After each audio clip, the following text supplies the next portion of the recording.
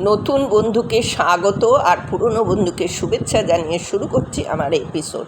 দেখুন, আমি ফলুই মাছ নিয়ে নিয়েছি। ফলুই মাছটা নুন আর হলুদ মাখিয়ে রেখেছি, আর কড়াটা গরম করে তারপরে তেল দিয়েছি, আর ওর মধ্যে একটু নুন দিয়ে দিয়েছি। মাছ কখনোই লাগবে না এইভাবে যদি করেন।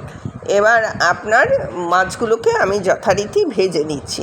মাছগুলো ভাজা হলে একটা একটা করে ভাজবো, কারণ মাছগুলো খুব বড়। এটা ফ্ল্যাট মানে ইউটেন্সিলের মধ্যে, মানে ফ্ল্যাট বাসনে করলে এটা বেশি ভালো হতো। আমি কড়াইই করছি, যাকে সেটা আমি একটা একটা করে ভেজে আমার অলরেডি 3টে মাছ ভাজা হয়ে গেছে।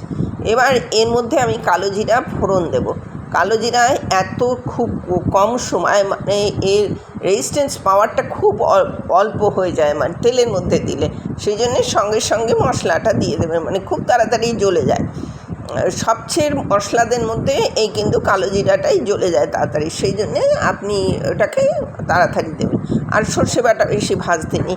বাই দ্য ওয়ে, আমি নূপুর, আপনারা দেখছেন smile with Nupur and Tania. Please একটু সাবস্ক্রাইব করে দেবেন, বেল আইকনটা টিপতে ভুলবেন না, লাইক শেয়ার করে পাশে থাকবেন।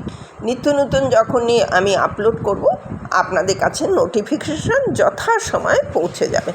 ফিরে এলাম রান্নায়। দেখুন, এটা অলরেডি আপনার মশলা দিয়ে দিয়েছি।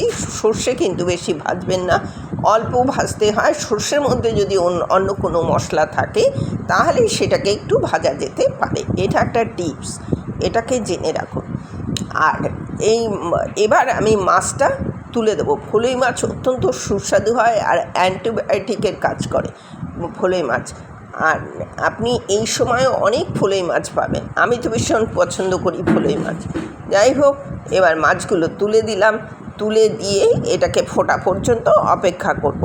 আর সর্ষে বাটার জিনিসে সাধারণত নামাবার আগে একটু কাঁচা সর্ষের তেল দেবেন। আমি দুটো কাঁচা লঙ্কা দিয়ে দিলাম আর সর্ষের তেলটা দিয়ে দিলাম।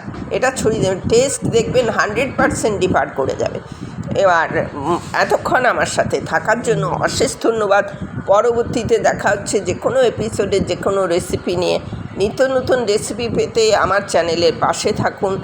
স্মাইল উইথ নূপুর অ্যান্ড তানিয়াকে পাশে থেকে নিত্য নতুন রেসিপি বানান, নিত্য নতুন রেসিপি দেখুন, নিত্য নতুনভাবে এগিয়ে যান। আজ তাহলে আসছি, টাটা।